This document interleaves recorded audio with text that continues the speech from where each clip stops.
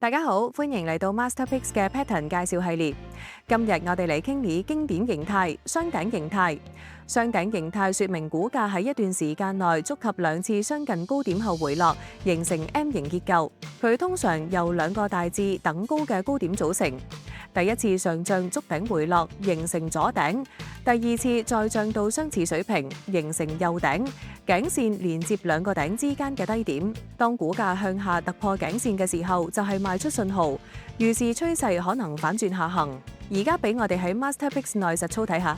呢一次我哋以港股3613同人堂國藥嘅圖表為例，喺技術指標功能中點擊雙頂形態，可以睇到喺2025年7月至8月嘅日 K 線圖呈現出經典嘅雙頂形態。7月底首次觸及高點9.6蚊之後回落，8月再次漲到相似水平9.7左右，形成右頂。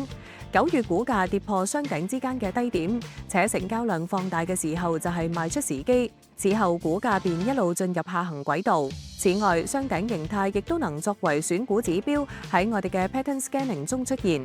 點擊 Pattern Scanning，選擇雙頂形態，系統默認篩選出市場裡面近25日出現過呢一個形態嘅所有股票列表。同樣亦都可以自行調整呢個時間區間嘅長短。快來體驗 Masterpicks 嘅技術指標同 Pattern Scanning 功能，鎖定我哋嘅頻道。我哋盡快更新下期 Pattern 介紹，敬請關注大師精選穩賺高點。